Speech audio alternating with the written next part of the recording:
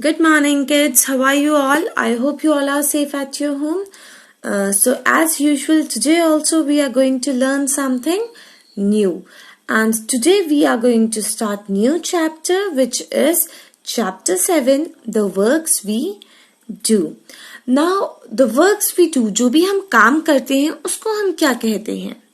So, any work which is done to earn money and to provide services is called an occupation. उसको हम occupation कहते हैं. कोई भी काम जब हम मनी अर्न करने के लिए करते हैं, प्लस कोई भी काम जब हम मनी अर्न करने के लिए करते हैं, we also provide our services to it, right?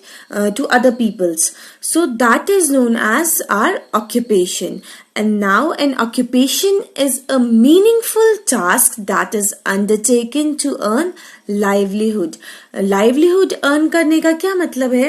Livelihood earn करने का मतलब है कि जिंदगी जीने के लिए जो हमें बेसिक अमेनिटीज की रिक्वायरमेंट होती है, उनको बाय करने के लिए हम जो मीनिंगफुल टास्क करते हैं, जो भी एक काम करते हैं, उसको हम कहते हैं occupation.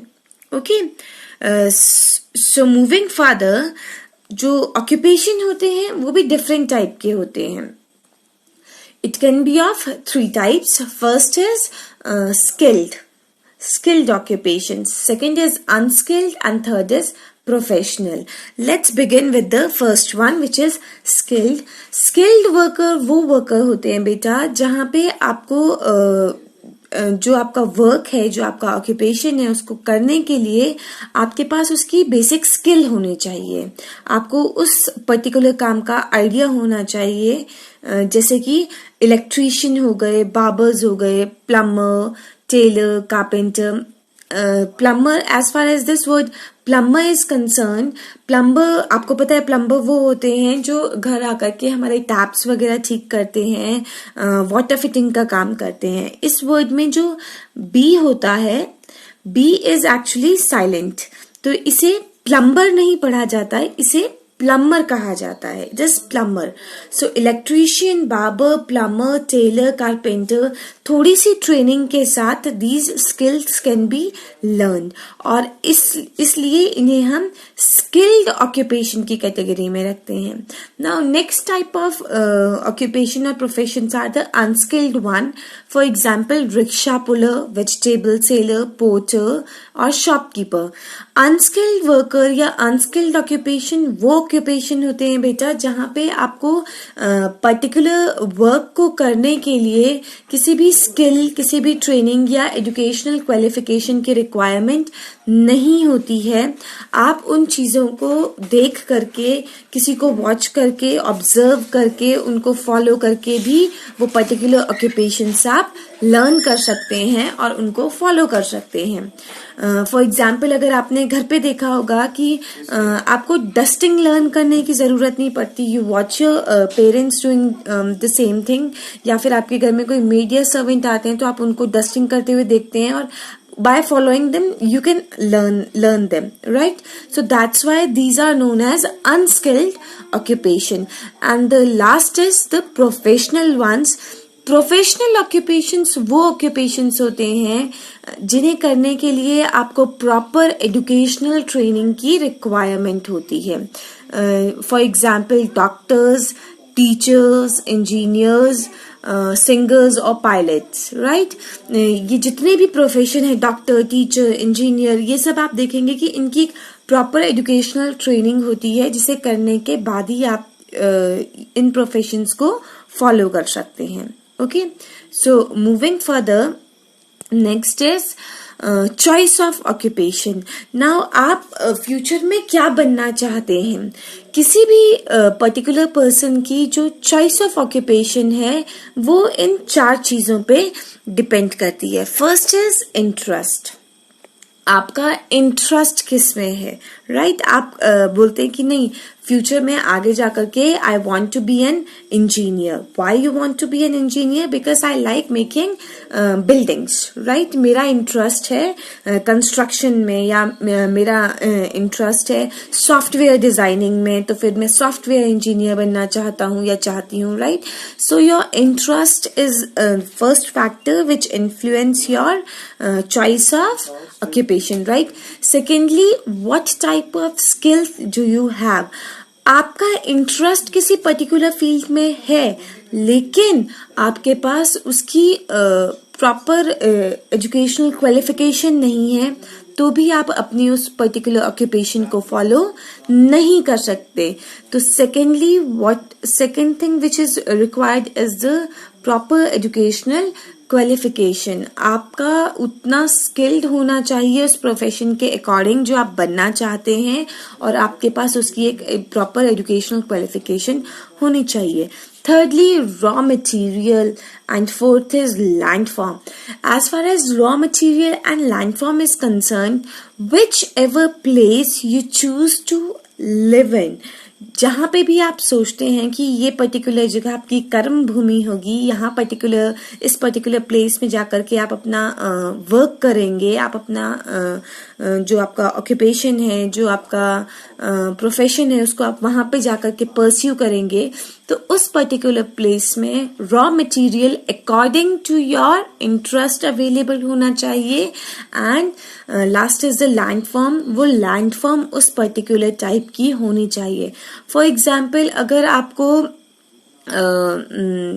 आपको इंटरेस्ट है किसी ऐसे प्रोफेशन में जो डील करता है लाइक फॉरेस्टेशन या फॉरेस्ट में है आपका इंटरेस्ट बहुत ज्यादा, और आप किसी डिजर्ट एरिया में जाकर के सोचे कि मैंने तो अपना फॉरेस्ट से रिलेटेड कोई प्रोफेशन परस्यू करना था, बट वहां पे लैंडफॉर्म कैसा है, वहां पे डेजर्ट ही है, पूरा दूर दूर तक सैंड है, तो forest are not available.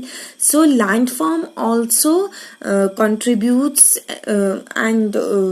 contributes an important part of the choice of your occupation. Okay, and next is earlier times. So अगर हम पहले की बात करें तो इंडिया एक कृषि प्रधान देश हुआ करता था. वहां पे फार्मिंग जो है वो फर्स्ट ऑक्यूपेशन हुआ करता था लोगों का, क्योंकि यहाँ पे हमारे पास जो लैंड थी वो काफी फर्टाइल लैंड थी, तो लोग उस वक्त फार्मिंग बहुत ज्यादा प्रेफर करते थे. तो farming was the main occupation of the people in our country. And many occupation जो अदर ऑक्यूपेशंस होते थे वो कैसे होते थे, ऐसे होते थे जो फार्मिंग पे डिपेंड करते थे. जैसे फार्मिंग करने के लिए वी नीड टूल्स, तो उन टूल्स को बनाने के लिए वी नीड ब्लैकस्मिथ्स. राइट एंड जो हम फार्मिंग करते हैं, फार्मिंग के बाद जो क्रॉप होगी उस क्रॉप को स्टोर करने के लिए वी रिक्वायर पॉट्स. तो पॉटर्स हुआ करते थे. सो या तो फार्मिंग एज ऑक्यूपेशन होता था या फिर फार्मिंग से रिलेटेड, फार्मिंग पे डिपेंड होने वाले ऑक्यूपेशंस होते थे. But over the period of time, many farmers gave up farming and migrated to cities and towns in search of jobs.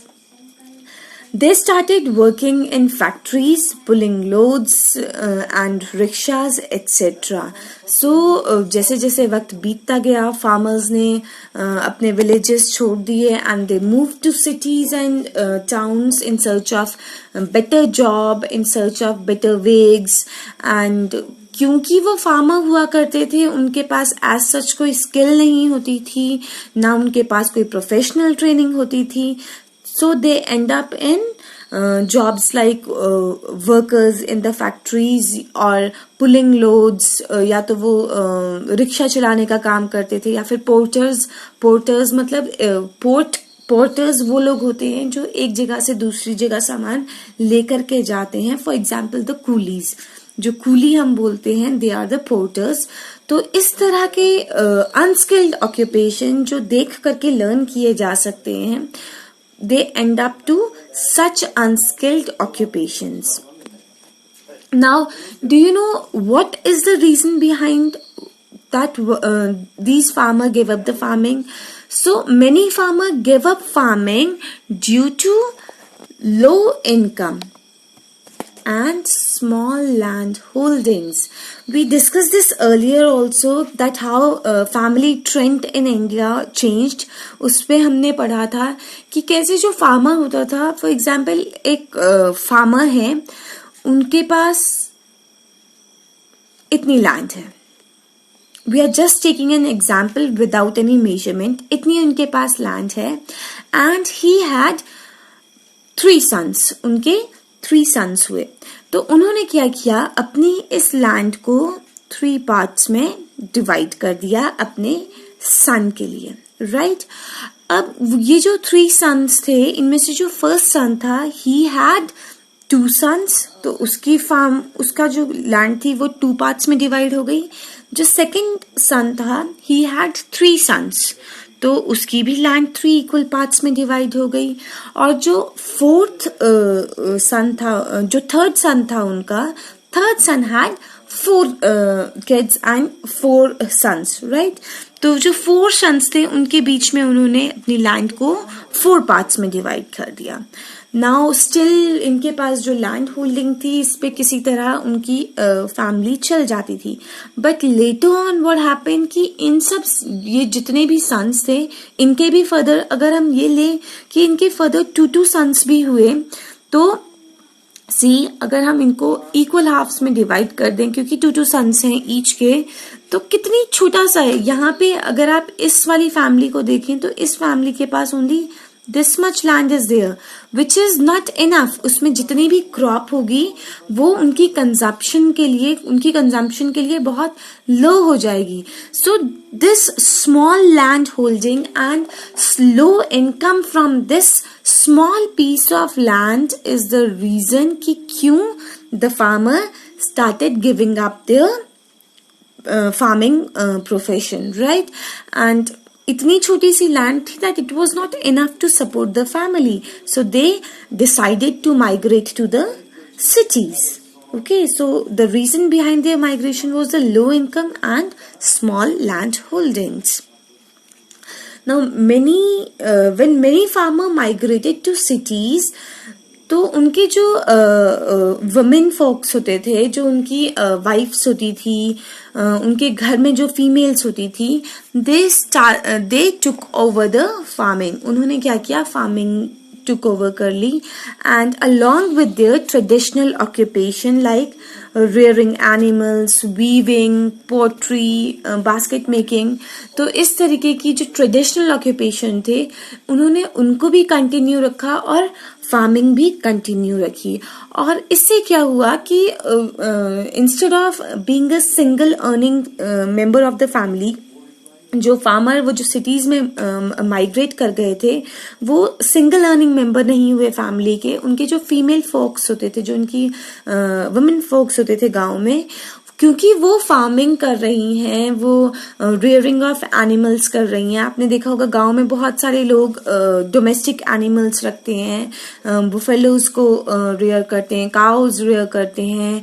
Few people use to rear goats and hens also. Poultry farm खोलते हैं और weaving का काम करते हैं बहुत सारे लोग. Potters, we are still having potters, basket making का काम करते हैं. तो ये जो extra additional local craft work था, it becomes the supplement earning. ये जो फैमिली की अर्निंग थी उसमें ऐड हो गया, जिस वजह से क्या हुआ कि जो फैमिली की जो इनकम थी, it gets increased, right? So this was all